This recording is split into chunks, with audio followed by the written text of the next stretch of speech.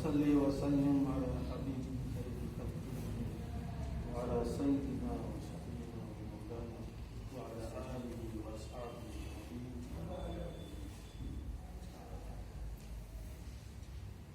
معزز حاضرین محترم سامعین کرام، اللہ رب العالمین کا بہت بڑا کرم اور اس کا احسان ہے کہ ہم لوگوں کو اللہ تعالیٰ نے اسلام میں پیدا کیا، مسلمان گھرانے میں پیدا کیا، جو کہ اللہ رب العالمین کے نزدیک سب سے پیارا اور محبوب دین ہے۔ آج 14 سال سے زیادہ کا وقفہ گزر چکا ہے، لیکن ہم لوگ یہ دعویٰ کر سکتے ہیں کہ جس شریعت کو، جس دین کو لے کر آپ صلی اللہ علیہ وسلم دنیا میں تشریف لائے،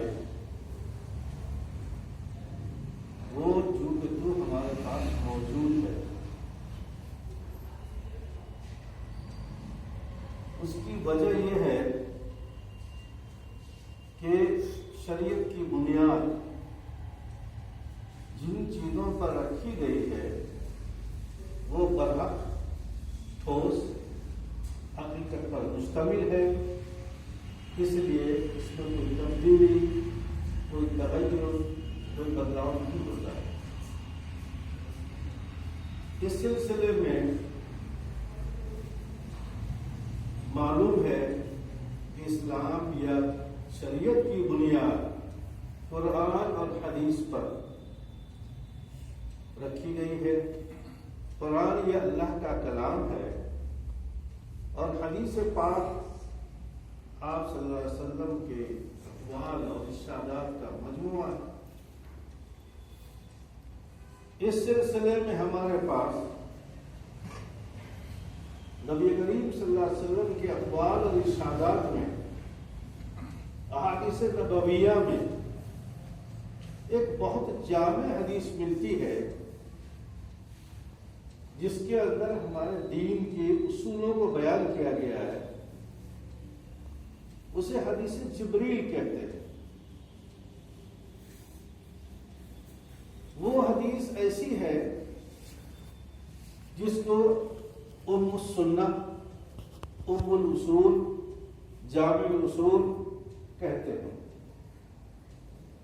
میں اسی سلسلے میں کچھ باتیں عرض کرنا چاہتا ہوں تاکہ ہم یہ سمجھیں کہ وہ اسلام، وہ دین جس کو ہم لوگ اختیار کیے ہوئے ہیں، جس کو مانتے ہیں، اس کی بنیاد کن چیزوں پر ہے، اور ہمارے دور میں جتنے فتنے ہیں اسلام کے خلاف، ہم ان سے بچ سکیں، ہم ان سے محفوظ رہیں۔ جب ہمیں پتہ ہوگا کہ ہماری یہ بنیاد ہے، ہماری یہ حقیقت ہے، تو اس کے خلاف جو چیز ہوگی اس سے ہم بچ جائیں گے۔ اس سلسلے میں حدیث میں تفصیل کیا ہے؟ ایک حدیث جو حدیث جبریل ہے، یہ امام بخاری رحمۃ اللہ علیہ نے ذکر کی ہے، امام مسلم رحمۃ اللہ علیہ نے بھی کتاب الایمان میں ذکر کی ہے۔ ہم لوگوں کی ہم اشکار کی کتاب پڑھائی جاتی ہے، اس پر پہلی حدیث یہی آتی ہے، اور دوسرے محدثین نے بھی ذکر کی ہے، اور سب نے اس کی اہمیت بیان کی ہے۔ یہ ام الاصول ہے۔ واقعہ کیا ہے کہ آپ صلی اللہ علیہ وسلم 13 سال تک مکہ مکرمہ میں رہے، 10 سال مدینہ منورہ میں رہے۔ مدینہ منورہ میں آپ کے قیام کے دوران اخیر دور میں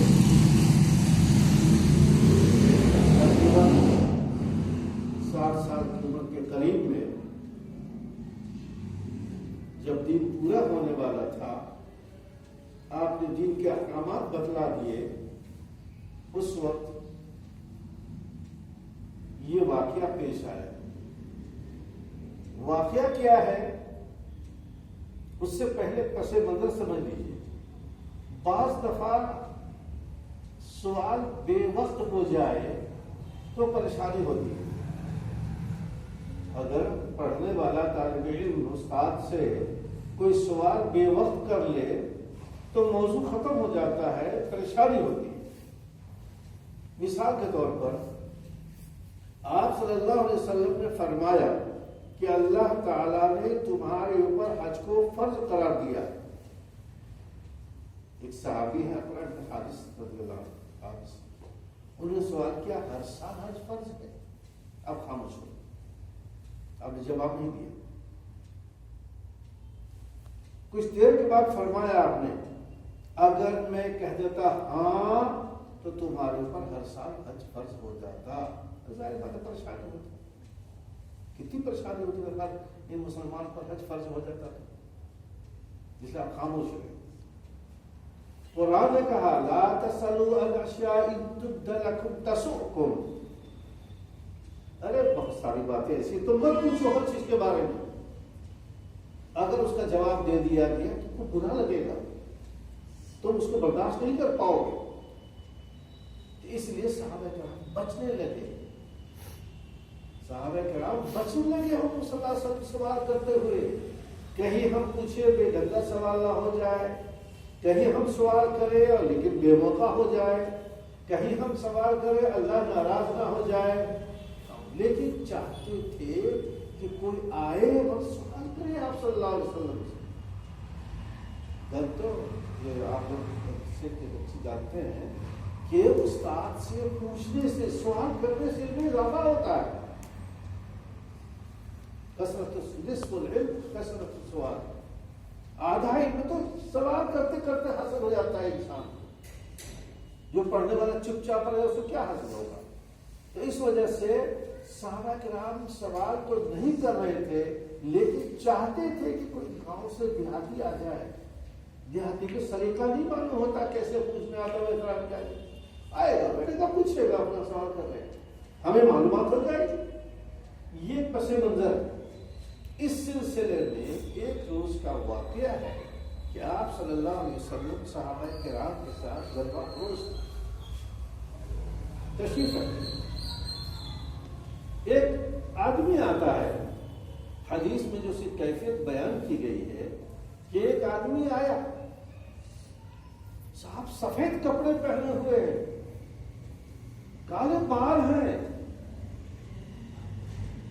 اور اس پر کوئی سفر کی پہچان نہیں ہے. ارے بھائی آدمی سفید کپڑا پہن کر دور سے آئے گا تو کچھ نہ کچھ گرد و غبار. ہمارے علاقے میں جائے تو ایک بار پہنتے جائے تو پورا کپڑا ہی کالا ہو جائے گا. تو اس لیے گرد و غبار ہونا چاہیے. صحابہ کہتے آدمی آیا اور آ کر کے بالکل آپ صلی اللہ علیہ وسلم کے گھٹنے سے ملا کر بیٹھ گیا. سفید کپڑا ہے, ہمارے علماء کہتے ہیں کہ سفید کپڑا اچھا ہونا چاہیے. کالے بال ہیں, علماء کہتے ہیں کہ علم حاصل کرنے کی عمر اصل جوانی ہے. جب بال سیاہ ہو بڑھاپے میں بھاگ تک کمزور ہو جائے تو کیا یاد کرے گا. اللہ نے صحابہ کرام کو منتخب کیا سبھی حقیقت نوجوانی کو لے کے اندر, جب محنت اور مشقت کا دور تھا اسی دور میں. تو اس طرح وہ آدمی بھی آیا, جوان تھا, اب بالکل بے تکلف آ کے آپ صلی اللہ علیہ وسلم سے مل گیا. ہم لوگ سمجھ رہے ہیں کہ آدمی ہمارے علاقے کا تو ہے نہیں, کوئی جانتا بھی نہیں اس کو, اور سفر سے آیا ہے کہ اس پر کوئی گرد و غبار بھی نہیں ہے, اس پر کوئی دھول ہونی چاہیے تھی, کپڑا کچھ گندا پہلا ہونا چاہیے. چلیے آ گئے, ہم لوگوں نے دیکھ لیا, سمجھ لیا کہ ہاں ٹھیک ہے. اب اس کے بعد وہ آگے کہتا ہے یا محمد, لہجہ اس کا وہی ہے دیہاتی والا, یا محمد اخبرنی عن الایمان, آپ مجھے ایمان کے بارے میں بتلائیے, ایمان کیا چیز ہے. میں اصل بات نہیں کرنا چاہ رہا ہوں. ایمان اسلام ایسا تین باتوں کا اس میں ذکر کیا گیا ہے. ہم لوگ جس دور میں ہم سمجھیں کہ ہمارا ایمان ہے کیا چیز, مطلب مجھے ایمان کیا ہے. آپ نے فرمایا تؤمن باللہ, پہلی چیز اللہ پر ایمان لانا۔ اللہ پر ایمان لانے کا مطلب کیا ہے؟ اس پورے کائنات کا مالک، آسمان زمین کا مالک، پورے مخلوقات کا مالک، سب کا خالق اللہ رب العالمین ہے، اور وہ اکیلا ہے۔ یاد رکھیے، اکیلا ہے، توحید ہے بس۔ ہماری خوبی یہی ہے کہ ہم ایک اللہ کو مانتے ہیں، ہم ایک اللہ کو مانتے ہیں۔ اللہ پر ایمان لانے کا مطلب ہے کہ اللہ کی عظمت کو برقرار رکھیں۔ اللہ پر ایمان لانے کا مطلب یہ ہے کہ اللہ کو تمام اوصاف کا مستجمع مانیں گے، تمام عیوب، برائی، کمزوری، نقائص سب سے اللہ کو منزہ کریں گے۔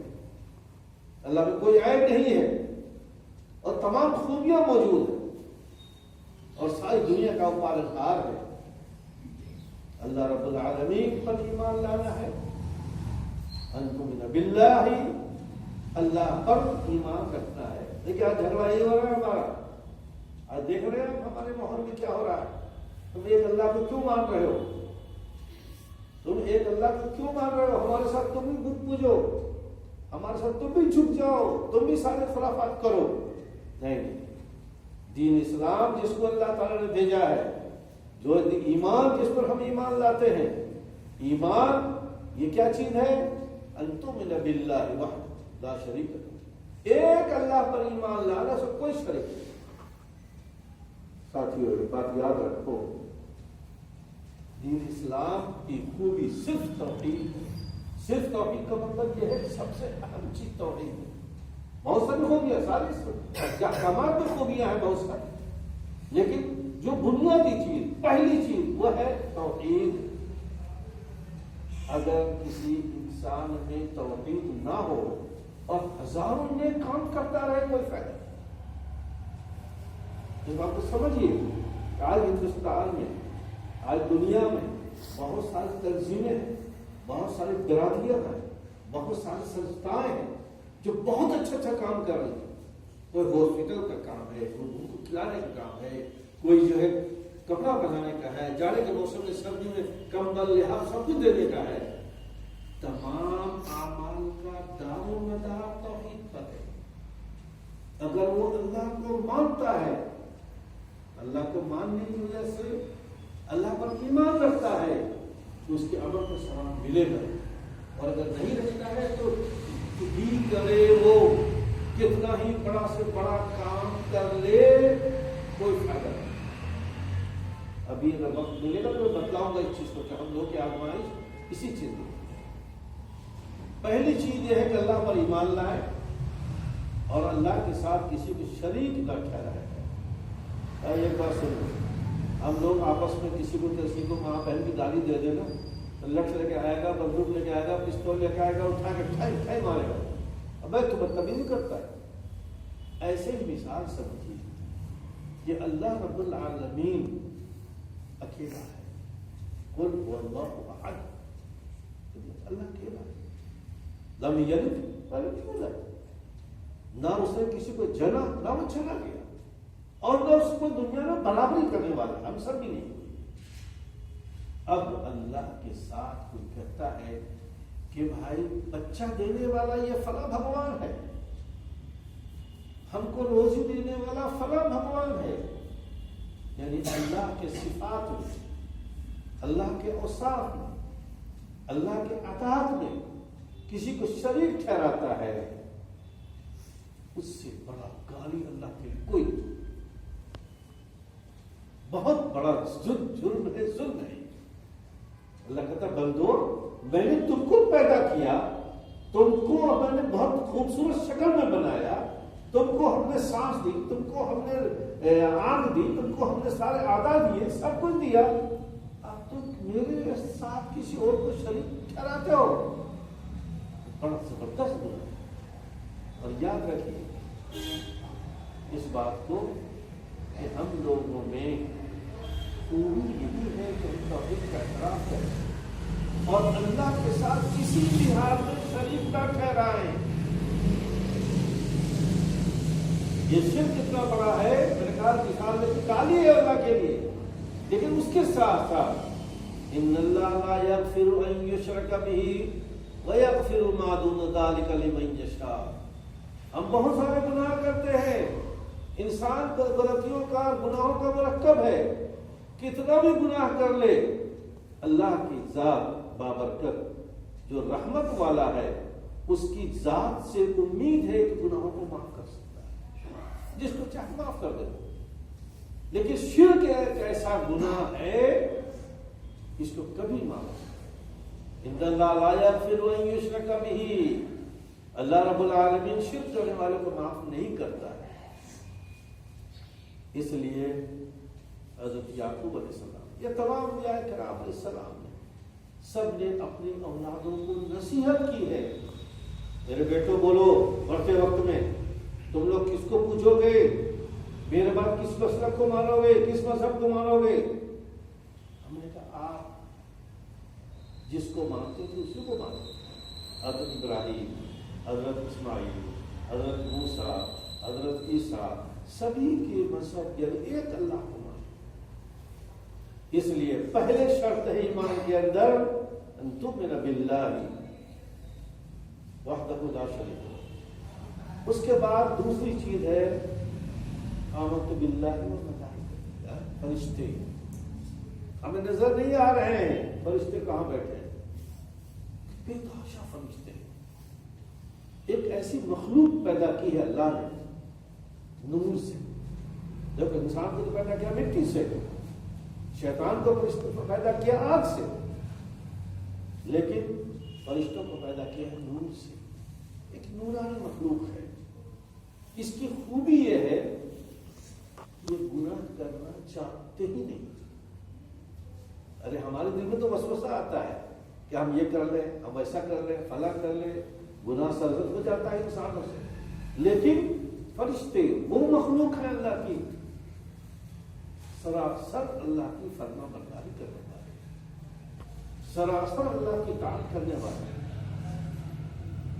یؤمنون یفعلون ما یؤمرون، اللہ جو حکم دیتا ہے ان کو اسی کو کرتے ہیں، نافرمانی نہیں جانتے اللہ تعالیٰ۔ اور بھائی ہم انسان کو بھوک لگتی ہے کیونکہ ہم کو مٹی سے پیدا کیا اللہ نے، بھوک لگتی ہے کھانا کھاتے ہیں، کوئی اچھی چیز نظر آتی ہے اس کو دیکھتے ہیں، پیتے ہیں، سب کچھ کرتے ہیں۔ فرشتوں کو نہ بھوک لگتی ہے، نہ پیاس لگتی ہے، نہ کوئی گڑبڑ ہوتا ہے، نہ کچھ بھی نہیں ہے، صرف خالص اللہ کی عبادت اور اللہ کے حکم کرتا رہتا ہے۔ یہ فرشتے کیوں ایمان لانا ضروری ہے ان پر کہ اللہ رب العالمین سے انسان بات نہیں کر سکتا ہے، اللہ رب العالمین سے انسان مل نہیں سکتا ہے، اللہ کا پیغام انسانوں تک کیسے پہنچے گا یہ کام فرشتے کا۔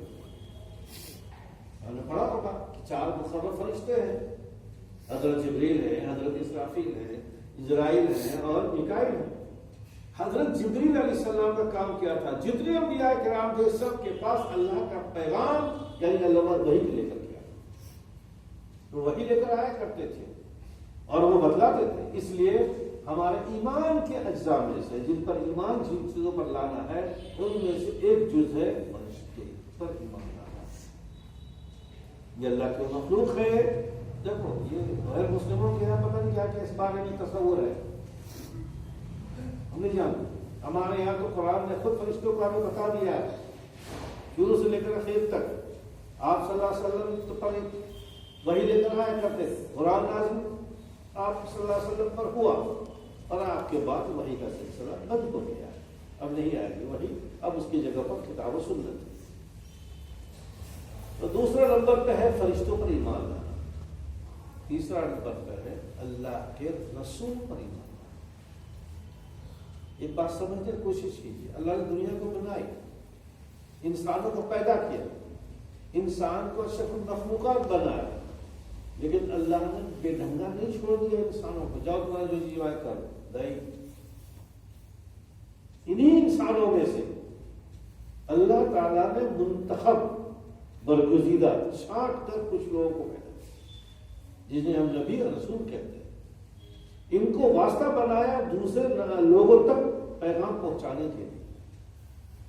اللہ نے رسول بھیجے، اللہ نے نبی بھیجے، ہر علاقے میں رسول بھیجے، ہر گاؤں میں پتہ نہیں کہاں دنیا میں انہیں بولے میں اللہ نے اپنے پیغام کو بھیجنے کے لیے نبیوں کو بھیجا ہے جو اللہ کا پیغام پہنچاتا ہے اللہ کی ذات۔ اگر ایسا نہیں ہوتا تو انسان بڑا عقل مند ہے، اپنے آپ کو اتنا بڑا عقل سمجھتا ہے کہ سب کو بیوقوف سمجھتا ہے، ہر آدمی عقل کے حساب سے فیصلہ کرتا اور گمراہ ہو جاتا۔